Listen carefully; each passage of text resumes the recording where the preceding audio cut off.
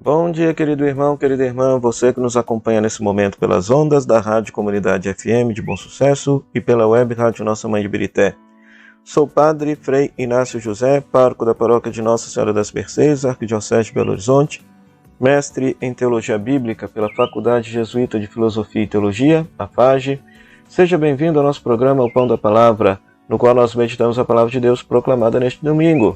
Sou também o autor e escritor do livro A Misericórdia como Caminho de Salvação, uma análise exegético-teológica de Mateus, capítulo 25, versículo 31 a 46, publicado pela editora Dialética. Este livro consiste justamente no nosso trabalho de conclusão do mestrado em Teologia Bíblica. Nele você aprenderá a fazer a análise narrativa da Bíblia, dos textos narrativos da Bíblia. Você terá uma introdução ao Evangelho de Mateus, no seu aspecto histórico e narrativo. Você terá a análise narrativa do texto do juízo final, Mateus capítulo 25, versículo 31 a 46.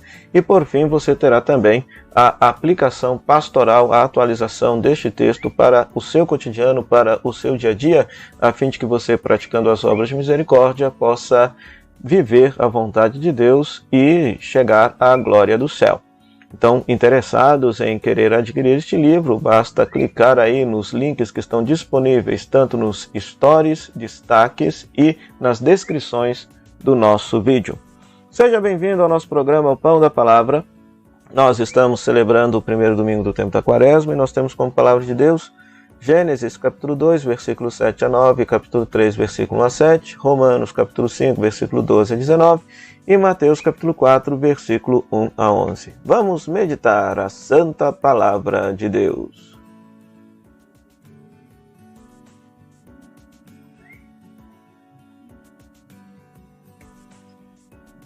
Pois muito bem, meu querido irmão, minha querida irmã. Na primeira leitura nós temos Gênesis, capítulo 2, versículos 7 a 9, capítulo 3, versículo 1 a 7. Nós temos a criação do ser humano, Adão e Eva sendo postos no paraíso. Nós temos depois a queda desse ser humano, quando eles escutam a voz sedutora da serpente, desobedecem a Deus e perdem a sua condição de paraíso. Ora, numa leitura tradicional católica, numa hermenêutica católica desse texto, então esse texto retrata a criação do ser humano e a queda do ser humano. O ser humano que foi criado em estado de graça, em estado de santidade, que é o que é simbolizado pelo paraíso, ou seja, a plena comunhão com Deus, a comunhão consigo mesmo, com o próximo e com a natureza. Mas esta paz, este shalom, este paraíso foi perdido quando o ser humano, quando a humanidade decide se tornar ela mesma o próprio Deus. Colocando Deus de verdade à margem, o ser humano perde o seu paraíso.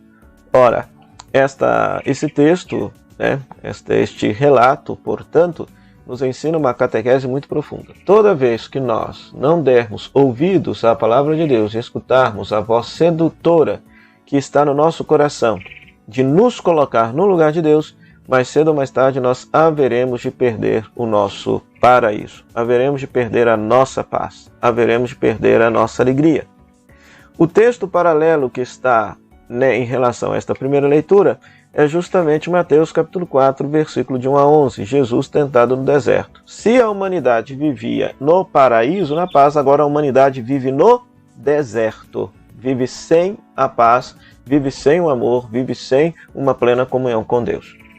Ora, esse texto, sempre no primeiro domingo do tempo da Quaresma, nos é proposto o texto da tentação de Cristo no deserto para mostrar aquilo que haveremos de experimentar na Quaresma. Ou seja, haveremos de ser testados e provados. Não pense você que isso seja ruim. Não, não é não. Por que não é ruim? Devemos ser testados e provados na nossa vida de fé para saber se as nossas motivações para servir a Deus, seguir a Cristo, são motivações absolutamente genuínas. Esse texto traz uma mensagem muito bela, uma mensagem muito interessante. Em primeiro lugar, o diabo tenta Jesus na sua identidade. Nas 3 tentações, o diabo questiona se ele é filho de Deus. Ora, Jesus tem plena consciência de ser filho de Deus, mas a questão é, como é que ele haverá de exercer esse ministério messiânico? Como é que ele haverá de se comportar como filho de Deus no mundo? Em primeiro lugar, as 3 tentações são as tentações que todo ser humano traz no seu coração. O materialismo, o poder e a tentação de manipular a Deus. O materialismo é a tentação do pão. Transforma essa pedra em pão. E Jesus responde, não só de pão vive o homem, mas de toda palavra que sai da boca de Deus. Ora, nesta tentação, é a tentação de considerar o pão como aquilo que sacia, ou seja, o pão é matéria. E Jesus ensina que o que sacia é a palavra, ou seja, uma realidade espiritual. Ou seja, enquanto o ser humano não considerar que a realidade espiritual é que dá sentido e plenitude aos bens materiais, ele buscará nos bens materiais uma satisfação que ele nunca encontrará. Uma outra interpretação dessa primeira tentação também é a tentação do poder. Por quê? Porque quando o povo está com fome, Jesus reparte o pão e o peixe com todos aqueles que estão famintos. Mas ao mesmo tempo em que ele está com fome, ele não faz isso para si mesmo. Então, é a tentação de querer utilizar o poder em benefício próprio, né? E Jesus não faz absolutamente nada disso. A segunda tentação é a tentação de manipular a Deus. O diabo levou Jesus para o alto do templo e diz, pula daqui, porque Deus vai te proteger. E Jesus rebate, não tentarás o Senhor teu Deus. Ora, é a tentação de manipular a Deus, querer que Deus faça um milagre, que Deus haja milagrosamente na nossa vida. É a tentação de achar que nós, ao praticarmos a vida de fé, ou temos uma religião, ao rezarmos tanto, ao fazermos jejum, penitência, devoção, novena, tudo mais, que isso vai forçar Deus a fazer alguma coisa na nossa existência. E Ele não vai fazer absolutamente nada. Não vai fazer. Não haverá de fazer. E nem deve fazer. Porque Deus, Ele agirá quando, onde, do modo que Ele quiser. Né? Então é uma tentação muito sutil. E aqui está a radical diferença entre fé e crendice, superstição e magia. Ou seja, uma atitude de fé, você plenamente confiar a sua vida em Deus, a Deus, é a sua vida estando tudo bem ou estando tudo mal, mas você não perde sua amizade, sua comunhão com Deus. Ao passo que, na crendice, na superstição, na magia, você, através de certos gestos, você tenta forçar a Deus a fazer alguma coisa na sua vida. Isso não é fé. Então é a segunda tentação que Jesus supera. A terceira tentação é justamente a tentação de dominar todo mundo. O diabo colocou Jesus do alto de uma montanha e disse, se você me adorar, todo mundo é seu. E aí Jesus responde, adorarás somente o Senhor teu Deus. Jesus, ele não veio para dominar o mundo. Jesus veio para servir. Ele é mais na frente, lá quase que no final do Evangelho, ele vai dizer, né? Eu vim para servir e dar a minha vida em resgate, em salvação de toda a humanidade. Né? Então é muito interessante isso. Quando nós tiramos Deus como o absoluto de nossa vida, nós dominamos as pessoas. Nós perdemos a noção de fraternidade. Né? Por isso que a resposta dessa tentação é adorar a Deus. Quando se adora a Deus, nós consideramos as pessoas como os nossos irmãos e irmãs e colocamos nossa vida a serviço. Mas se nós tiramos Deus da nossa vida, a nossa tentação consistirá em ser Deus e querer dominar todas as pessoas. Esse texto também nos ensina que para superar as tentações da nossa vida é necessário alimentarmos da palavra de Deus, pois para cada tentação Jesus responde com um versículo do livro do Deuteronômio, do capítulo 6 ao capítulo 8. E por que justamente o livro do Deuteronômio? Porque é um livro, todo um código legal, uma legislação, uma constituição civil do povo de Deus, que ensinava ao povo de Deus a adorar e a servir somente ao Deus ao Deus único. Então, esse texto é precioso na nossa quaresma, porque nos ensina de onde nós vamos tirar a força necessária para superar as tentações que sobrevirão sobre cada um de nós, não só nesse período da quaresma, mas no decorrer da travessia desse deserto que é a nossa vida rumo ao paraíso, que é a glória do céu. Já a segunda leitura, queridos irmãos e irmãs, Romanos capítulo 5, versículo 12 e 19, Paulo faz uma teologia muito bela. Paulo considera Adão como o primeiro ser humano e por ele entrou o pecado e a morte no mundo. Mas Deus mandou um novo Adão, que é Jesus.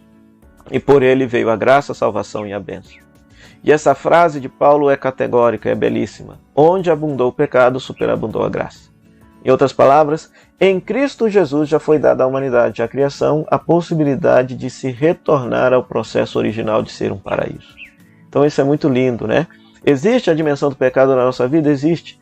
Mas a nossa vida foi tocada pela graça de Deus e a graça de Deus é mais forte que o pecado. Por isso, onde abundou o pecado, superabundou a graça de Deus. Isso é belíssimo. Nos ensina que a gente precisa olhar a nossa vida, a nossa história, o nosso mundo, apesar de neles existir a realidade do pecado, mas neles superabundam a graça de Deus, porque a graça de Deus já nos veio, já nos foi dada pelo mistério da encarnação de nosso Senhor Jesus Cristo. E por isso devemos olhar a nossa vida, a nossa história, a nossa realidade, como uma realidade abençoada por Deus e trabalhar para que os frutos desta bênção possam ser usufruídos por todos nós. Por todos nós. Então, nesse primeiro domingo da Quaresma, peçamos ao Senhor a graça, então, de tomar consciência de que, quando nós colocamos Deus à margem da nossa vida, mais cedo ou mais tarde perderemos o nosso paraíso, nossa paz, nossa comunhão, a nossa plenitude de vida. Que se nós estamos vivendo o deserto da nossa existência, o deserto da nossa história, que nós possamos verdadeiramente escutar com mais assiduidade a palavra de Deus, para dela tirar a força necessária para resistir às tentações, sobretudo a tentação do materialismo, do poder e da tentação de manipular a Deus. E que possamos olhar a nossa vida com mais positividade, pois a nossa vida é tocada pelo pecado? É sim, mas foi tocada também pela graça. Onde abundou o pecado, superabundou a graça de Deus, e cabe a cada um de nós abrir-nos essa graça de Deus que haverá de nos santificar, nos redimir e nos salvar. Para isso, queridos irmãos e irmãs, oremos. Concedei-nos, ó Deus onipotente, que ao longo dessa Quaresma possamos progredir no conhecimento de Jesus Cristo e corresponder a seu amor por uma vida santa. Por nosso Senhor Jesus Cristo, vosso Filho, na unidade do Espírito Santo. Amém. O Senhor esteja convosco, Ele está no meio de nós. Que a bênção de Deus Todo-Poderoso, Ele que é Pai, Filho e Espírito Santo, dê sobre vós, permaneça para sempre. Amém. Meu muito obrigado à Rádio Comunidade FM, à Web Rádio Nossa Mãe de Birité, que nos cede esse espaço para pregarmos a palavra de Deus. A você, querido rádio ouvinte e internauta, pela sua audiência. Se é a primeira vez que você está passando aqui no nosso canal, então deixe o seu comentário, faça a sua inscrição, ative as notificações, compartilhe com seus amigos que gostam de meditar a palavra de Deus. Aproveitamos aqui também para divulgar o nosso retiro quaresmal, que você pode adquirir aí nos links disponíveis, tanto nos stories quanto nas descrições e destaques deste nosso vídeo, no qual nós propomos um retiro quaresmal iniciando nesse domingo da Quaresma, indo até o sábado antes do domingo de Ramos, no qual nós meditaremos de forma aprofundada os 5 evangelhos propostos nesses 5 domingos do tempo da Quaresma. Que possa ser uma oportunidade você crescer na sua amizade com Deus e experimentar na sua vida um processo de conversão, trazendo como consequência você ter esta vida nova que já lhe foi plantada em seu coração no dia do seu batismo. Até o próximo programa, o Pão da Palavra, se Deus quiser. Tchau, tchau.